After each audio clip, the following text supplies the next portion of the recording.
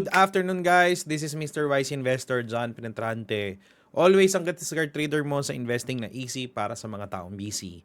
And in this presentation, iwa-walk through ko kayo regarding shadow technique, paano mo to gagamitin at para kanino to, so that you can appreciate the power of shadow technique and you can start it as soon as you finish this presentation. If you're ready, let's do it.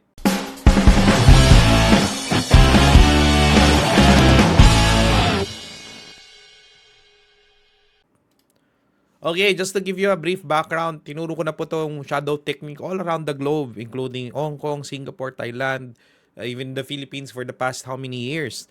And this technique is really an inspiration namin dito is para sa inyo, mas madali nyo maintindihan ang Forex at mabilis nyo madi-deep dive in terms of your experience in Forex. At the same time, kumita ka on the on your journey as well. Okay? Okay, disclaimer lang tayo that this presentation is for educational purposes only and using Forex is really a high risk, no? A level of high risk. So never put money that you're not afford to lose. Okay? You cannot afford to lose as well. And not just that, evaluate your risk tolerance. Okay? Whatever I will present here, past performance is not indicative for future result. Okay, so ito lang, just give you an inspiration. Sino ako guys? Bali, I've been working for the past 13 years in a pharma industry. And sa dami ng racket ko, ang naging pinaka natutunan ko sa buhay is I will able to learn at the same time earn. So hindi mo na ako nagdi-deep dive para kumita ng pera. Ang laging mindset ko, ano matututunan ko so that I can earn continually. Hindi siya, anong kikitain ko then I will learn. Baliktad po. So gusto ko muna malaman yung isang bagay so that I will able to learn. So in that effect, nag-accumulate natin experience na yon and that brought me to this to the day that I will about to teach you that what you can learn today so that you can earn more. Okay? So kung gusto mo yon, of course, you will listen through on this presentation. Kasi majority ng mga nakikita kong namimit kong tao sa lahat ng sulok ng Pilipinas, maybe online and personal, nakikita nila yung trading as an opportunity. Nakikita nila yung post namin, nakikita nila yung profits namin, and I've been doing that for how many years already. Okay? But little do they know, no? I also started losing a lot. And I started to like visualize or if looking back, saan ba nangyayari yung talo na yon? Saan ba ako nag-start na ang dami kong talo, kung tatanggalin ko lahat yon, okay, how can I be consistent and shortcut it all the way? Okay? And, of course, as a trader, ang pinaka gusto nating mangyari is yung skills mo sa trading, maging consistent siya. And then at the same time, yung kikitain mo sa trading, i-invest mo na siya somewhere else, consistently kikita ka, pwede ka maging funded trader, pwede kang magkaroon ng malaking capital na confident ka. So looking back, tinanong ko sarili ko, saan ba ako nagsimula at kaya kong ituro sa presentation na to na masya-shortcut din ng mga nanonood. Okay? Kasi majority ng mga newbies na nag-start sa trading, usually on their first year, ang laki talaga ng tatalo. And pag natalo kasi talaga, sobrang laki na hindi na sila bumabalik na to-trauma. So ang goal ko is i-lessen yat and at the same time, i-bridge yung gap na yun together. Okay? So that's why I also create a survey that you can check anong stage ka ng journey mo as a trader. So I created this framework so that you would know where to focus, so that you will know ano yung simptomas na meron ka ngayon, ano yung characteristics, ano yung journey mo ngayon, so that alam mo paano ka graduate or paano ka mag-move on to the next stage you are right now. Kasi of course, yung mga nanonood ng video na to, iba-iba yung journey nila. And from there on, paano si shadow technique tutulong sa inyo on this presentation. Okay? So here's my framework. Of course, majority of us nag-start na curious about trading. I call that stage 0 or curious beginner. Naging curious ka. Ano ba ginagawa ni John? Paano ba nag-start si John? And all of that, no? So, nasa stage 0 ka. Okay? And ang tendency mo dyan, tatanong ka sa stage 1. So, if you're stage 1 naman, I call that exploration. Tinitingnan mo ng pwedeng strategy sa'yo Okay, tinitingnan mo anong strategy na angkop sa'yo and itatry mo lahat na napapanood mo sa YouTube. Thus, katulad ko before, ang dami ko naging talo. Kasi lahat na makita ko sa YouTube, pinapractice ko siya sa totoong pera. Eh, hindi pa naman ako expert to that. So, anong nangyari? Lalo po akong natalo. Instead na i-refine ko yung strategy na yun, nagmo-move on ako to the next strategy na makita ko, then another talo na naman. Okay, ayoko pong mangyari sa inyo, no? That's why, when I was already graduate from stage 0 to stage 2, okay, nakita ko yung strategy na para sa akin na madali lang kong gawin dahil alam ko nagtatrabaho din ako during that time na kumikita ako consistently. And there, doon ako nagkaroon ng focus on using the shadow technique. Okay? Then, from there on, nakikita ko, natatalo pa rin ako but limited na lang siya. It's because minsan, nagtitrade kasi ako pag busy ako, may problema ako, no? Minsan, hindi na yung strategy ang problema, ako na. So yun yung pupunta ka na sa stage 3. So since alam mo na yung mga journey na yun, syempre, gusto mong lumaki na yung kapital mo and ma-upscale siya so that with little effort, malaki yung return. So that's upscaling naman. I call that upscaling. So going back from nasaan ako before, I just don't learn to trade. I trade to learn so that you will know who you really are. But using this framework, i-guide ka ni shadow technique. Okay? Paano i-shortcut yung exploration to focus.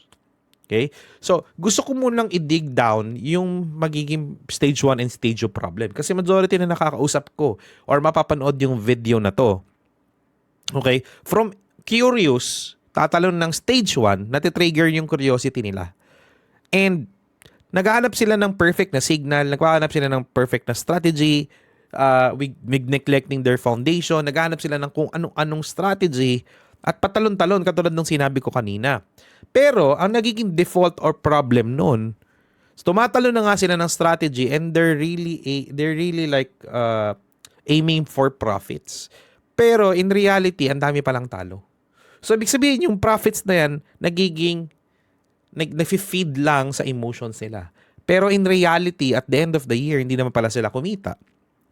Okay? Then tatalo na naman natin strategy pag natalo, no? And aside from that, sa dami na ng alam, katulad ko before, ang dami ko ng alam na strategy in-start ko in terms of trading, na-confuse na ako. So ano ba dapat kong gamitin? Ano dapat kong i-focus? To the point na when I lost a lot, nagkaroon ng boiling point sa akin na parang trading isn't really for me. And majority ng newbie na mapapanood itong video na to, pinagdadaanan yan. And I'm sure kung newbie ka, nandito ka umiikot. Hindi mo pa alam where to focus. Hindi mo pa alam ano ba yung fit strategy for you. Hindi mo pa alam saan ka magsisimula. Hindi mo pa alam paano ka mag-move on. Natututukan mo isang bagay na promising siya at angkop sa profile mo. So basically, ang problem ng stage 1 and stage 2 is the mindset is they're very focused on how can I make trading profitable for me? How can I earn big with my $500, with my $1,000? How can I be a millionaire? Nandun pa yung mindset nila. But in reality, they're just expert of really losing, expert of really blowing accounts, expert if over leveraging. So parang nagiging trading, nagiging sugal na for them. And don't worry, ganun din po ako nung nagsisimula ako. No? I go to the point na halos lahat ng courses binayaran ko na, pero umiikot pa pala ako. So that's the inspiration of this presentation. I want to shortcut and help newbies na mapapanood yung video na to using the shadow technique para makagraduate ka as you learn and at the same time you earn. Okay? So basically, etong picture na to nakikita nyo, ito yung parang mga symptoms kung nasang stage ka ngayon. So hindi ko na siya isa-isahin, pero from this day, nakikita mo na, okay, pag nasa stage 2 na pala ako ng pagiging isang trader, I'm becoming more realistic. Na yung $500 ko, hindi na pala sa akin hindi pala yan magiging milyonaryo ako. I will now focus on the process. Okay. Kaya pala, hindi talaga ako kumikita kasi nakatingin ako sa profits. Pero hindi ko sinusunod yung rules na tinuro ng mentor ko. Hindi ko sinusunod, panay hanap ako sa YouTube ng parang for me, na wala naman, na akala ko nandun lang, hindi ko pa nakikita. Kukuha ko ng course na akala ko ito na yung sagot sa tanong ko. Okay? So, on this scale, malalaman mo, okay, kaya pala. So, paano ko ngayon gagraduate? And usually, itong stage 1 and stage 2, okay lang yan na mag-start ka, mag-copy trading. Okay lang yan, mag-start ka to get signals. But, don't just stay there. Your goal in stage 1 and stage 2 is to gather all information with the small capital as much as possible and focus on one that could grow you to become stage 2. To move forward from stage 2. Na bibigyan mo siya ng oras so that you will have confidence na lagyan ng malaking kapital in the future. Kasi pag nilagyan mo yung kapital ng isang bagay na hindi mo naman naiintindihan, that's the danger there. That's the time na parang doon ka nagkakaroon ng major problem. Doon ka nagkakaroon na pag nasunog ka, sisisihin mo na yung kinapi mo. In the first place, di mo naman kasi inaaral. Doon ka na information overload o nawawalan ng gana sa nakita mo sa trading. So, don't worry, you can explore. But, from explore, take note. Ano yung mali mo, ano yung tamang ginawa mo. And, wag mo siyang gawing promise. Wag mo siyang gawing parang, this is it. This is the thing that I'm looking for. Lalagyan ko na ng super laking kapital. Lalagyan ko na ng retirement fund ko to because this copy trading signal is the solution. No. Aralin mo kung paano niya ginagawa yun. Because the main problem of stage 1 and stage 2 is they don't have the wrong mindset in trading, the wrong mindset in risk management, meaning they put everything, they put big leverage, they put big lot size, they put everything in one idea na pag mali, jackpot o hindi. So that's gambling already. And the problem there is they don't have an edge to make it sustainable. They don't have an edge that na pwede nilang ulit-ulitin na kahit matalo sila, they can still profit at the end of the year. They can still profitable at the end of the year. And that's what we're trying to solve from this presentation. Okay? From 6 months to years to become consistently profitable using the shadow technique, ililesen natin yan into 3 months, even into 2 months, depends on your effort. Okay? Because hindi mo na kailangan maghanap ng strategy because ituturo na sa ito ni shadow technique. Hindi mo na kailangan i-deep dive. Ano big sabihin ng lot size, pip size? Kasi i-execute mo as you experience shadow technique. And you're just gonna focus on the process. Eventually, mas nakikita mo na yung idea ng sinasabi kong presentation na to. Because the shadow technique will remove everything because you will able to learn and earn at the same time. Because you will have a focus, a laser focus, what strategy to use that has been effective for years. Okay? That's where shadow technique comes in because our idea before is what if tuturuan ka ni robot, which is a shadow, in trading, at the same time, tutulungan ka rin niyang kumita. So, di ba, napakagandang idea, no? Natututo ka, nagkakaroon ka ng confidence, nagkakaroon ka ng milestone, and at the same time, kumikita ka. Malaki, maliit man, basta kumita ka. And what shadow technique, and that's what Josh, years back, when I was launching shadow technique before, when we are trying to study, newbies use the shadow technique. Joke lang, Josh, kumita siya ng almost 500,000 pesos. Pero yung experience in trading, 2 years pero hindi siya profitable. No? Then from there on, I believe nagtuloy-tuloy siya, and there on kumikita siya consistently. And ina-adjust na niya based on his stage right now. So, diretso na tayo, what is shadow technique? Shadow technique kasi, guys, is we develop it so that it will assist newbies that kokopyahin mo, kung magaling ka kumopya ng college, kokopyahin mo lang yung best trades ng robot. Meaning, we will teach you how the robot works. We will teach you paano niya ginagawa yung trading niya. And at the same time, kokopyahin mo siya manually. Kasi pag in-automate namin yung kinokopya mo siya, pwede naman, is hindi ka natututo. Hindi ka magkakaroon ng confidence, hindi mo maintindihan. We're not growing you and that's not part of our culture value. And aside from that, yung best trades na yon is back up by statistics. Years of statistics po. Okay? So basically, you're entering the best trades ng isang robot manually. That's shadow technique. So paano mo ba yung gagawin? So the advantage kasi niyan is hindi mo na kailangan tingnan ng charts. Hindi mo na kailangan kaagad aralin ng macro analysis ng isang economy, ang isang market. You just follow where the robot goes. You just follow what the robot does, no?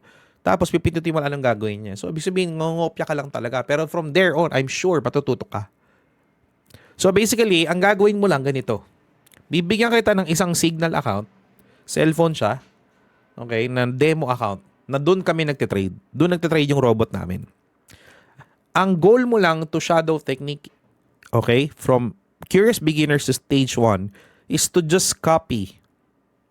If you see the trades of shadow, okay, na number 5 or the magic 5. So our magic 5 is this one. Ito, yung 0.50. Pag nakita mo may trade yan sa cellphone mo, tuturuan ka namin ano yung pipindutin mo next. Paano mo siya kokopyahin to your real account.